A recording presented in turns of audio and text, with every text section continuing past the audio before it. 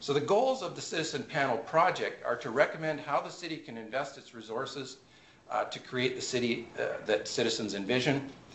And also we want to find out, is this Citizen Panel method a repeatable method, and can it be used in other instances for other decisions to gain informed citizen opinion? And I have talked with the other orders of government about possible applications of public deliberation to decision making there. So I have that cartoon at the top here. How will the issue be framed? We've got this $2 billion budget. How do you begin that discussion with citizens? So we've provided a workbook to the Citizen Panel in advance, and we've created 3 approaches for them to start with. So this is a jumping off point for them. And you see these 3 approaches. In part, these 3 approaches are taken from the literature about municipal budgeting, but also they were developed from polling that was done on what citizens thought was really important for budgeting. So for example, snow removal continues to be very important, safety and crime, a big issue. In addition to involving senior managers. So senior managers also help to shape these 3 approaches. So these 3 approaches are a kind of choice or a menu for the Citizen Panel, and they've begun by working through these 3 approaches, connecting citizens to government, which is kind of, can we do more to create a more engaged Edmonton? Approach 2, keep our city moving, all about transportation, roads, LRT, and so on. And then approach 3, which is all about quality of life. Everything from parks to libraries to the way, the aesthetic or the way buildings are approved in terms of how they look and function and so on. But associated with each of these approaches are values, because the Citizen Panel is talking about what's important to them. They may not become experts on city budgets, but they all know what's important to them and to their families in terms of what the city provides in terms of services. So this is the starting point, and the issue book representing these 3 approaches is on the website, so the public can look at these, and you can have a look too if you want to see how the issue was framed. The pattern or the rhythm of activities through the 6 sessions is beginning with listening and learning, moving to deliberation or weighing the consequences of what might be done, and then action. So all 3 of these stages important as the 6 sessions were designed. Now this is probably the most important slide in my presentation. I hope you can see it and maybe download it. But this group of 50 people really does look and sound like the city of Edmonton.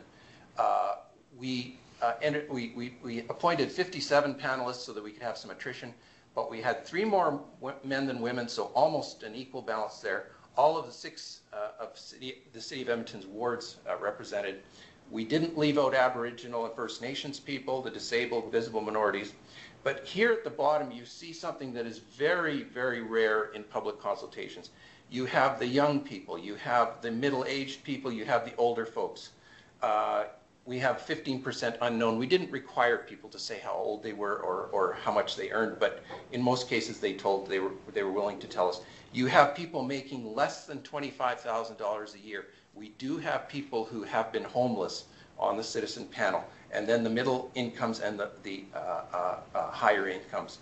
Generally, a public consultation process will have older males who are relatively well off, and City Council, from their account, knows the song that's going to be sung from that group.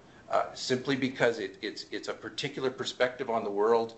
There's nothing better or worse than that perspective, but it's kind of the same group that comes out to public consultations.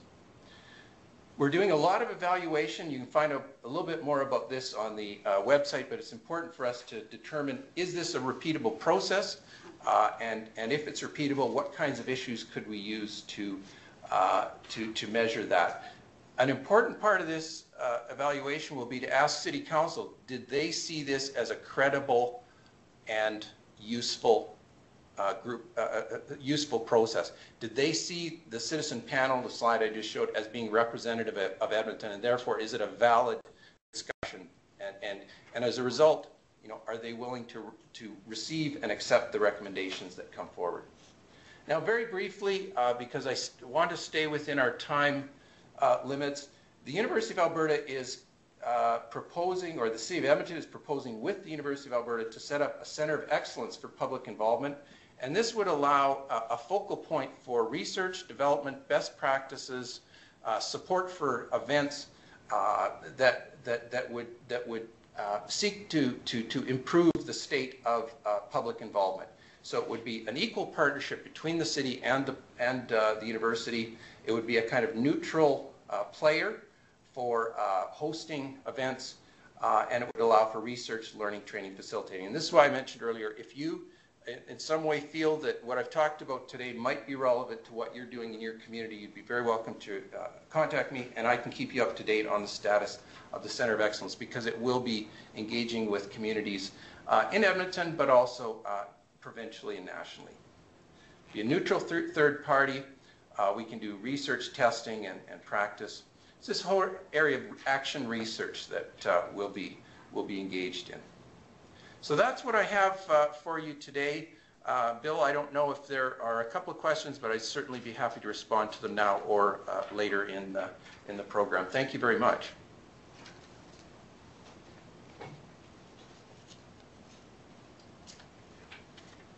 Thank you very much, sir.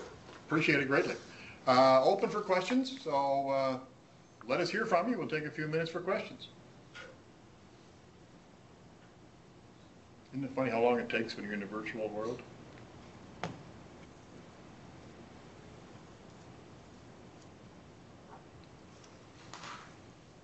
Well, I'll put together a question. I have a question from Vulcan. Hi, Marco. I just wondered how you chose your appointees to the panel. We had a group of 15 graduate students, and they used a computer-generated random phone list from using the white pages that are available on the web. So we used a computer to generate a list. That allowed us to appoint 2/3 of the panel. So our graduate students made phone calls in the evening, explained very carefully and very respectfully to potential panelists what was involved. All that was required in order to be appointed is that you were interested in the issues, you had something to say, and that you were available for the 6 sessions. Then for the final 1/3, we went back to our targets for age, income, and other background characteristics, and we did more targeted appointments. So we actually did outreach to inner-city agencies, and at the last stage, for example, we were looking for a particular age and gender and background, and so we only accepted people there. So it was a combination of random selection with targeted invitations. Took about 2 weeks to do it. Marco, it's Bill, and I think I do have a question, and maybe you said it and I didn't quite catch it right, but for people in other locations who would like to be able to monitor what's going on, should they first go to the website that you've identified in slide 5, or should they be contacting you for more specific opportunities to get engaged with the process and then extract from that how it might work in their own community? Yeah, so the website address is on the slide. It's on the City of Edmonton site called the Citizen Panel. And when you go there, you can link to the video webcast or find out all kinds of other information. And my contact info is on the City of Edmonton website as well. So it is a very good opportunity, as you mentioned, Bill, to go to the website, find out because this is kind of a long story to explain. There's a lot of levels of nuance in terms of public policy and public engagement and so on. You find out more about it and then let me know if you think there's something about it that you find particularly interesting, because I would be happy to talk to you about what's going on in your community as well. Thanks very much. Last call for questions.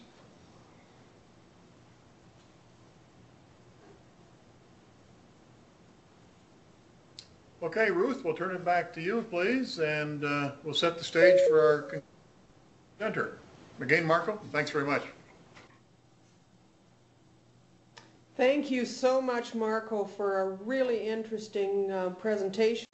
It's really different to hear about public deliberation, the creation of the Citizens Panel in Edmonton.